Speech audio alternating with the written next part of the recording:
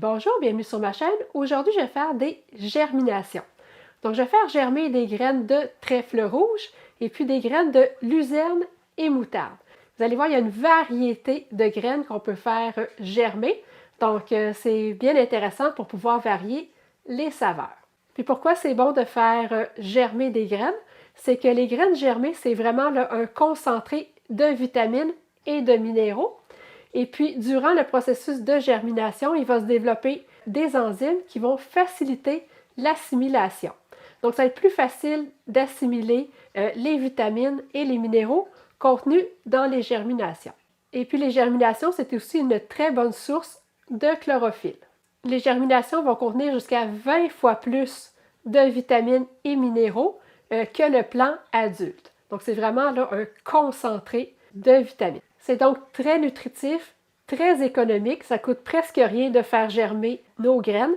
Ça demande très peu d'équipement. Ça permet d'avoir accès à une nourriture fraîche, une nourriture vivante tout au long de l'année. Donc, surtout l'hiver, c'est important parce que les légumes qu'on retrouve à l'épicerie, ils viennent de très loin. Donc, souvent, ils ont été cueillis il y a plusieurs semaines. Donc, à ce moment-là, il va rester moins de vitamines et de minéraux dans nos légumes qu'on retrouve l'hiver à l'épicerie. Et puis cette année, les laitues sont extrêmement dispendieuses. Donc ça peut très bien compenser pour la laitue. C'est facile, puis c'est rapide de faire germer les graines. Ça prend environ 5 jours. Ça ici, c'est un mélange de graines de luzerne et de moutarde. Donc sur le marché, vous allez trouver plein de mélanges. Vous allez aussi trouver plein de graines que vous pouvez faire germer.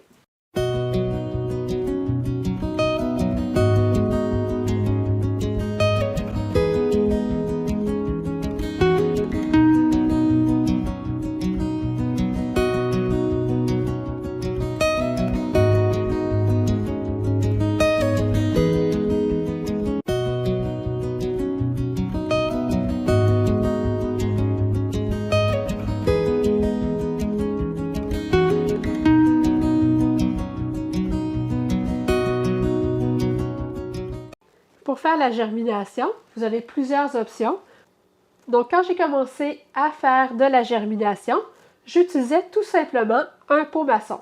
Donc, c'est un pot maçon avec l'ouverture large. Comme ça, c'est plus facile de pouvoir sortir les germinations quand ils vont être prêtes.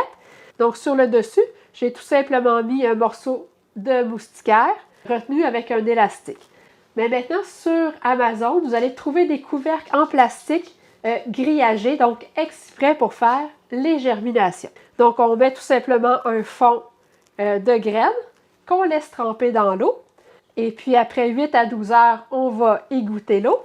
Donc, si vous utilisez le pot maçon comme germoir, essayez de répartir les graines tout le long du pot. Donc, on ne veut pas qu'elles soient toutes à la même place. Donc, si vous les répartissez tout le long du pot, vous allez obtenir une meilleure germination. Ça va éviter la pourriture. Ensuite, on va essayer de garder le pot à 45 degrés pour s'assurer que l'eau est bien drainée parce qu'on veut que les graines restent humides mais sans baigner dans l'eau. Et puis, ça va être important de recouvrir le pot maçon d'un linge à vaisselle parce qu'on veut que les graines restent à la noirceur. Ensuite, j'ai acheté un germoir comme ça ici. Donc, dans le fond, il y a une passoire. Donc, on met les graines dans le fond, on met l'eau.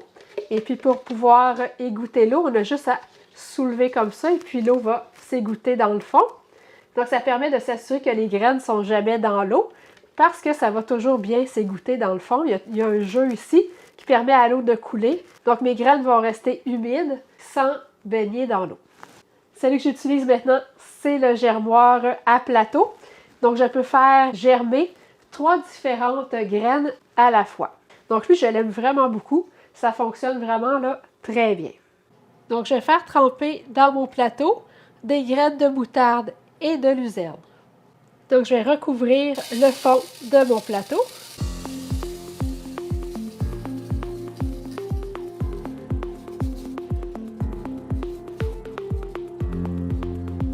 Je vais recouvrir d'eau filtrée.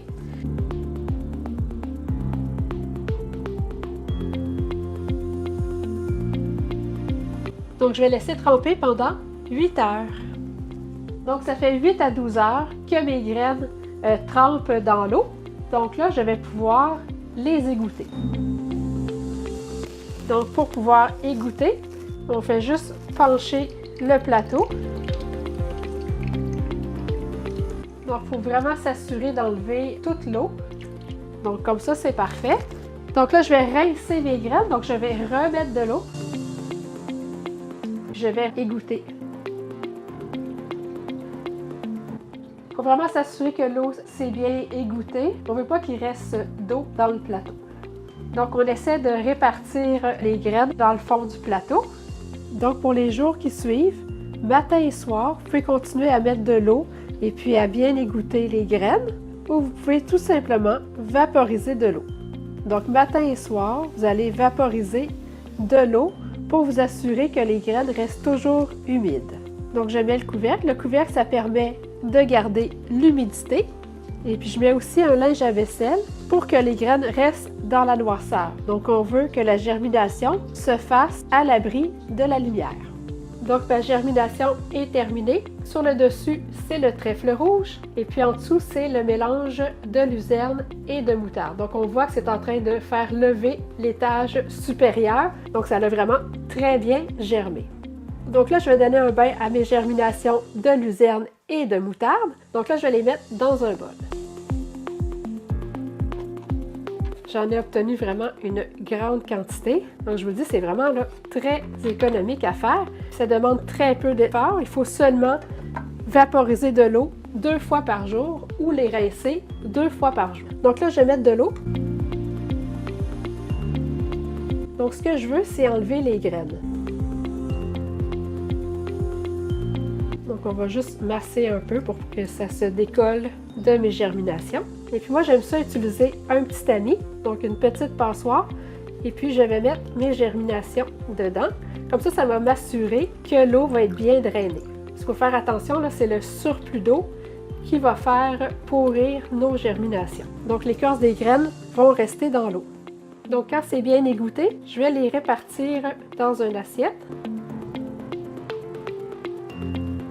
Et puis là, il faut les mettre sur le bord d'une fenêtre, donc près d'une source de lumière, pour que les germinations fassent le plein de chlorophylle. Donc, on veut que ça devienne vert. Donc, moi, j'ai des étagères avec des néons à plantes. Donc, ça, c'est vraiment l'idéal. Donc là, je vais les laisser faire le plein de chlorophylle. Et puis, il va falloir les retourner à l'occasion parce qu'on ne veut pas qu'ils sèchent. Donc, en les retournant régulièrement, toutes les germinations vont pouvoir faire le plein de chlorophylle sans que ça sèche.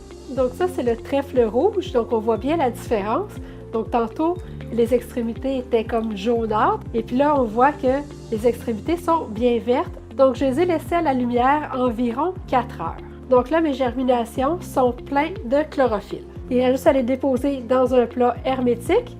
On va les conserver au réfrigérateur pour profiter de tous les bienfaits des germinations. On va les manger crus et c'est mieux de les manger dans un délai de 5 jours. Donc, voyez-vous, je les ai tournés régulièrement, donc ils sont verts partout. Une fois que les graines germées sont prêtes, on va les ajouter dans nos salades, on va les ajouter dans les sandwichs, dans les burgers. Donc, partout où vous pourriez mettre de la laitue, vous pouvez mettre des graines germées. Et puis, on peut aussi tout simplement les manger comme ça.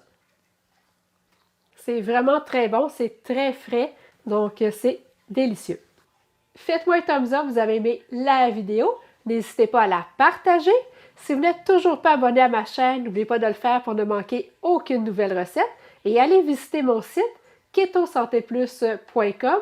Vous allez y trouver plein de recettes ainsi que toutes les informations nécessaires pour bien débuter l'alimentation cétogène.